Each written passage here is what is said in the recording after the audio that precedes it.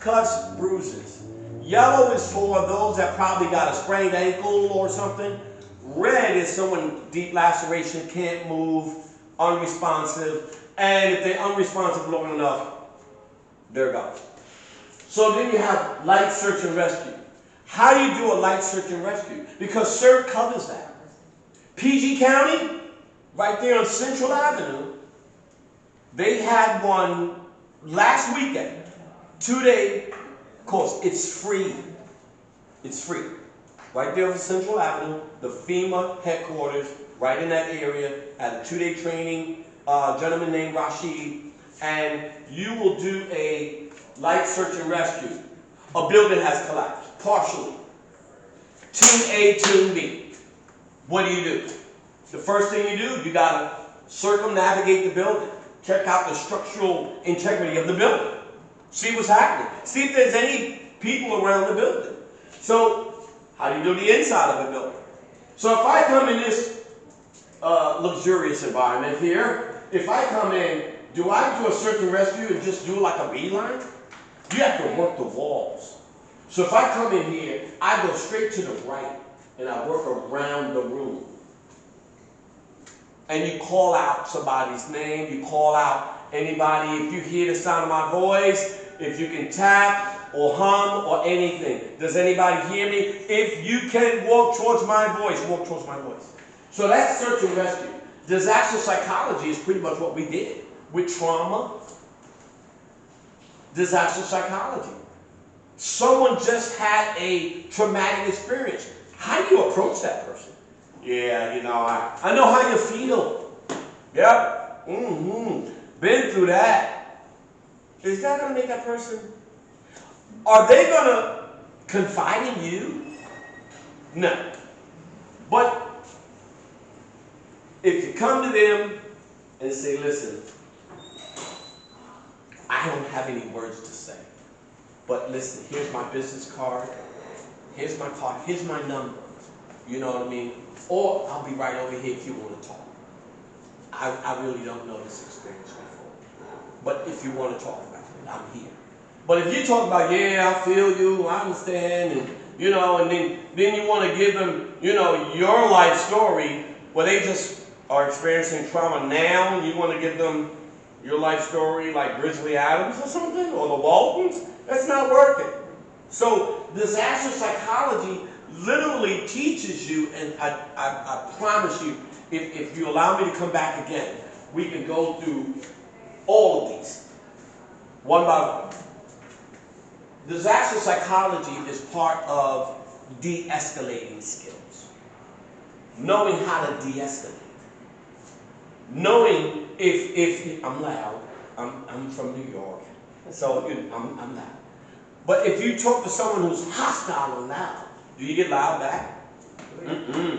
You bring it down. In the security field, and I do armed security as well,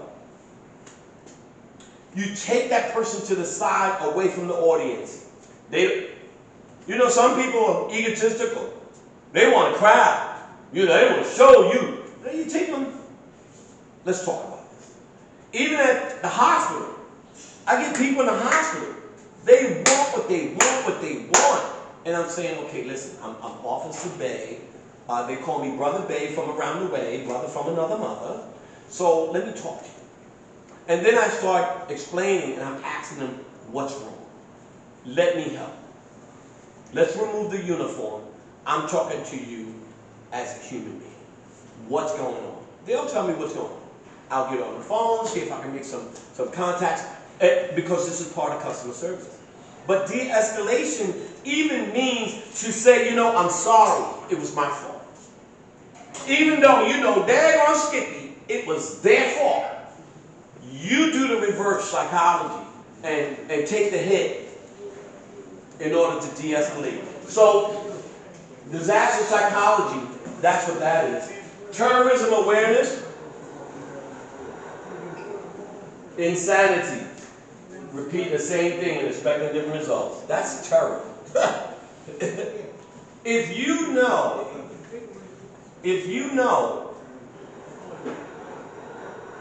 that the elevator is always stuck, right? If you know the elevator is a constant, you know. Then there's preventative methods. But we got to contact the elevator people. Otis. Otis is one of the elevator companies. So there needs to be a better relationship with them. Come out, bam, rapid response. You know. So lots of times when we're dealing with terrorism, we're thinking Al-Qaeda, all this other stuff. The word terror itself, just terror is hold on.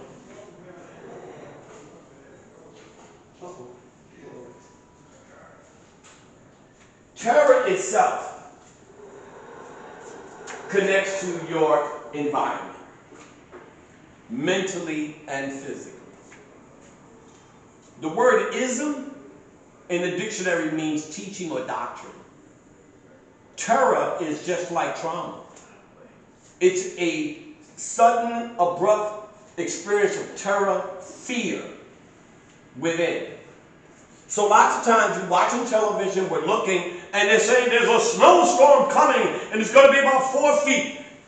Where do everybody go before the storm? Grocery store. Where? Grocery store. They go to the grocery store. They go straight to Walmart and Target or Target. It's a game. Us in this room, I know, have been through 4 feet of snow and still had to go to school. Right? Okay, I want to make sure I'm in the right place. If not, I'm out. Okay, I'm gone. Okay? So, preparing for disasters, knowing local hazards, elevator, alerts, warnings, systems, evacuation routes. Does anybody know the evacuation streets and routes? You can Google it. You can look up evacuation routes for Rockville. And sheltering plans. You can design your own sheltering plans in this facility. All you got to do is come together. Come together. Form an escape route. Even have practice drills on evacuation. Maybe everybody not participate. Maybe everybody may not. But either you're going to be a change agent or you're going to be begging for change. Consider important elements of disaster preparedness. Address specific needs for yourself and people you know. Does anybody know what a go bag is? Go bag. Okay? Anybody know what a go bag is, right? Bug out bag? Alrighty, you know? So, a go bag contains immediate survival, sustainable items that may come in emergency. In an emergency, if there is a radical change in local, regional, national conditions that will cause you to flee or bunker down for 72 hours or more. It is a survival bag. We knew that back in the days. Bug out bag. Today, people have no clue what a bug out bag is. Survival bag, but in case something happens, and it will, it's already on the horizon, let's not even fool ourselves, you need to have a bug out bag. So what do you have in the bug out bag? You have your essentials. You have water, flashlight, batteries,